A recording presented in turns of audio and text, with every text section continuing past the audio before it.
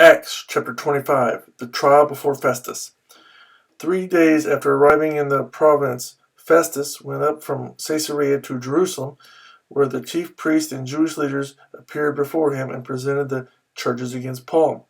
They urgently requested Festus, as a favor to them, to have Paul transferred to Jerusalem, for they were preparing an ambush to kill him along the way. Festus answered, "Paul is being held at Caesarea, and I myself am going there soon. Let some of your leaders come with me and press charges against the man there, if he has done anything wrong." After spending 8 or 10 days with them, he went down to Caesarea, and the next day he convened the court and ordered that Paul be brought before him. When Paul appeared, the Jews who had come down from Jerusalem stood around him, bringing many serious charges against him, which they could not prove.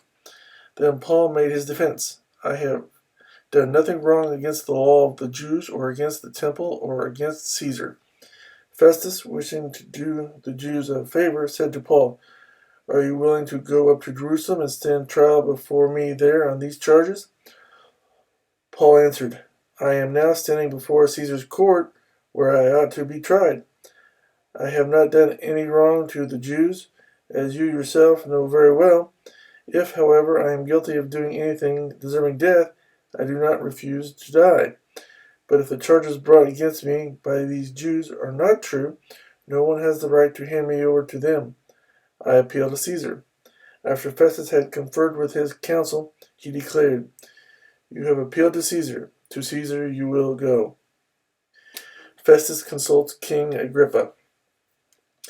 A few days later, King Agrippa and Bernice arrived at Caesarea to pay their respects to Festus. Since they were spending many days there, Festus discussed Paul's case with the king. He said, "There is a man here whom Felix left as a prisoner. When I went to Jerusalem, the chief priests and elders of the Jews brought charges against him and asked that he be condemned. I told them that it is not the Roman custom to hand over any man before he has faced his accusers and has had an opportunity to defend himself against their charges. When they came here with me, I did not delay the case, but convened the court the next day and ordered the man to be brought in. When his accusers got up to speak, they did not charge him with any of the crimes I had expected. Instead, they had some points of dispute with him about their own religion and about a dead man named Jesus, who Paul claimed was alive. I was at a loss how to investigate such matters, so I asked if he would be willing to go to Jerusalem and stand trial there on these charges.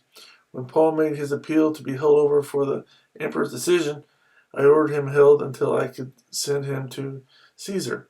Then Agrippa said to Festus, "I would like to hear this man myself." He replied, "Tomorrow you will hear him." Paul before Agrippa. The next day Agrippa and Bernice came with great pomp and entered the audience room with the high-ranking officers and the leading men of the city. At the command of Festus, Paul was brought in. Festus said, "King Agrippa and all who are present with us, you see this man? The whole Jewish community has petitioned me about him in Jerusalem and here in Caesarea, showing that he ought not to live any longer.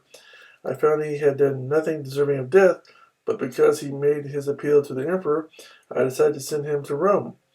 But I have nothing definite to write to his majesty about him. Therefore I have brought him before all of you, and especially before you, King Agrippa, so that as a result of this investigation I may have something to write. For I think it is unreasonable to send on a prisoner without specifying the charges against him."